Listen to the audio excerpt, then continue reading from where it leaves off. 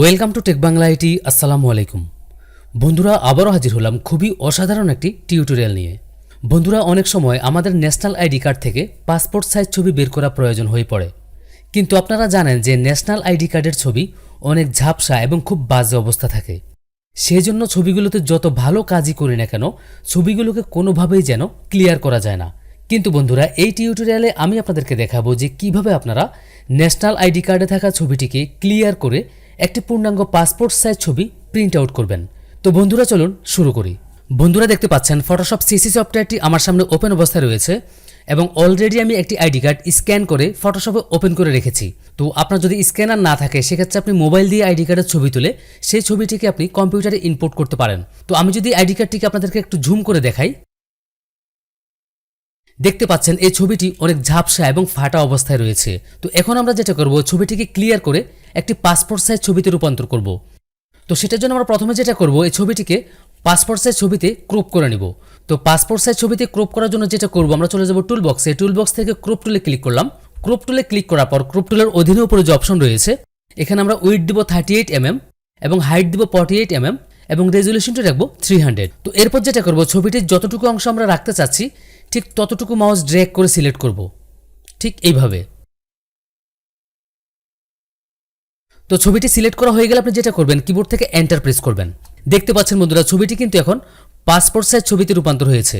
তো এখন আমরা যেটা করব, এই ছবিটিকে একটু বেটার করার চেষ্টা করব। তো সেটার জন্য প্রথমে যেটা করব, চলে যাব লেয়ার বক্সে। লেয়ার বক্সের যে লেয়ারটি রয়েছে, আমরা এই লেয়ারটিকে আরেকটি কপি করে নেব। তো সেটার জন্য লেয়ারটি সিলেক্ট থাকা অবস্থায় কিবোর্ড থেকে কন্ট্রোল ধরে যে প্রেস করলাম। দেখতে পাচ্ছেন বন্ধুরা, লেয়ারটি কিন্তু আরেকটি কপি হয়েছে। তো এরপর যেটা করব, ছবিটিকে আমরা একটু হালকা ব্রাইট করে নেব। তো সেটার জন্য চলে গেলাম ইমেজ মেনুতে। ইমেজ মেনুতে এসে অ্যাডজাস্টমেন্ট অপশনে ক্লিক করলাম। এরপর এখান থেকে কার্ভস অপশনে ক্লিক করলাম। তো এরপর এখান থেকে আপনি আপনার প্রয়োজন অনুসারে ছবিটিকে একটু ব্রাইট করে নেবেন। তো আমার মনে হচ্ছে আপাতত এতটুকুই চলবে। তো এরপর আমি এখান থেকে ওকে অপশনে ক্লিক করলাম। তো এরপর আমি যেটা করব, চলে যাব ফিল্টার মেনুতে। ফিল্টার মেনুতে এসে এখান থেকে শার্পেন অপশনে ক্লিক করলাম। শার্পেন অপশনে ক্লিক করার পর একটু নিচে এখান থেকে স্মার্ট শার্পেন অপশনে ক্লিক করলাম। তো এরপর ঠিক এরকম একটি বক্স আপনার সামনে ওপেন হবে। তো এখানে যে প্রথমে অ্যামাউন্ট অপশনটি রয়েছে, এটি আমি ফুল করে দিয়েছি, মানে 500 করে দিয়েছি। এরপর রেডিয়াস যে অপশনটি রয়েছে, এটি আমি 2 রেখেছি। এরপর নিচে রিডাস নয়েজ যে অপশনটি রয়েছে, এটি আমি 21 রেখেছি। এরপর আমি এখান থেকে ওকে অপশনে ক্লিক করলাম। বন্ধুরা, দেখতে পাচ্ছেন ছবিটি কিন্তু অনেক ফাটা অবস্থায় রয়েছে। তো আমি এখন যেটা করব, এই ফাটাগুলোকে প্রথমে দূর করে দিব। তো সেটার জন্য আমরা ফাটাগুলোর মধ্যে হালকা ব্লার অ্যাপ্লাই করব। তো সেটার জন্য আমি চলে গেলাম টুল বক্সে। টুল বক্সের ঠিক এখান থেকে ব্লাড টুলে ক্লিক করলাম। তো ব্লাড টুলে ক্লিক করার পর ব্লাড টুলের অধীনে উপরে যে অপশন রয়েছে, এখানে মোড রেখেছি নর্মাল এবং স্ট্রেংথ রেখেছি 50। এরপর ব্রাশ সাইজ যেটি রয়েছে, এটি আপনি ইচ্ছে করলে কিবোর্ড থেকে লেফট ব্র্যাকেট অথবা রাইট ব্র্যাকেট চেপে বড় অথবা ছোট করে নিতে পারেন আপনার প্রয়োজন মতো। তো এরপর আপনি যেটা করবেন, ছবির যে অংশে বেশি ফাটা রয়েছে সেই অংশে মাউস হালকা ড্র্যাগ করে দিবেন। আমি দিচ্ছি, দেখেন।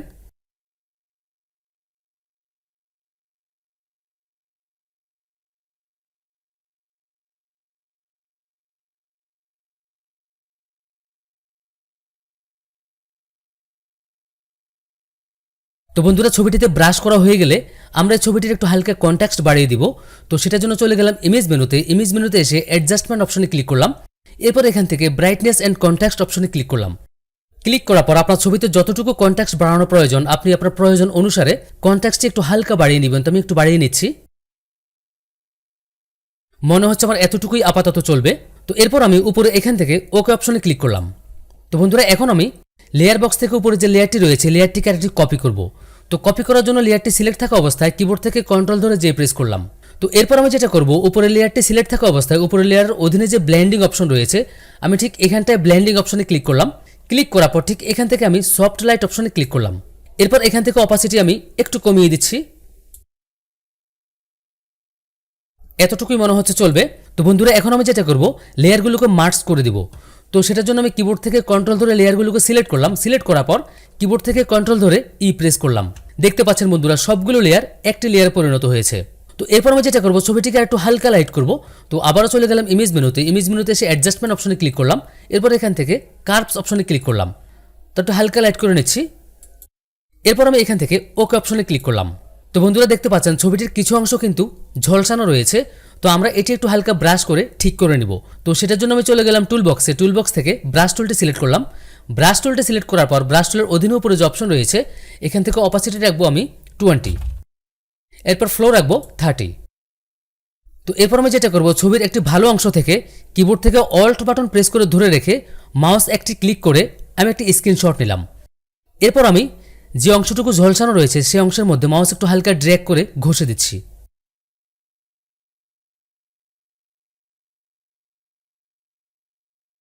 তো বন্ধুরা এখন আমি যেটা করব, ছবিতে যে ব্ল্যাক শ্যাডো রয়েছে ব্ল্যাক শ্যাডোগুলো হালকা একটু কমিয়ে দিব। তো সেটার জন্য চলে গেলাম ইমেজ মেনুতে এসে অ্যাডজাস্টমেন্ট অপশনে ক্লিক করলাম। এরপর নিচে এখান থেকে সিলেক্টিভ কালার অপশনে ক্লিক করলাম। এরপর এখান থেকে ব্ল্যাক যে অপশনটি রয়েছে ব্ল্যাক অপশনটি আমরা হালকা একটু মাইনাস করে দিচ্ছি, মনে হচ্ছে এতটুকুই চলবে। এরপর আমি এখান থেকে ওকে অপশনে ক্লিক করলাম। তো বন্ধুরা এখন আমি ছবিটির ব্যাকগ্রাউন্ড চেঞ্জ করব। তো সেটার জন্য চলে গেলাম টুলবক্স থেকে ম্যাজিক টুলটি সিলেক্ট করলাম।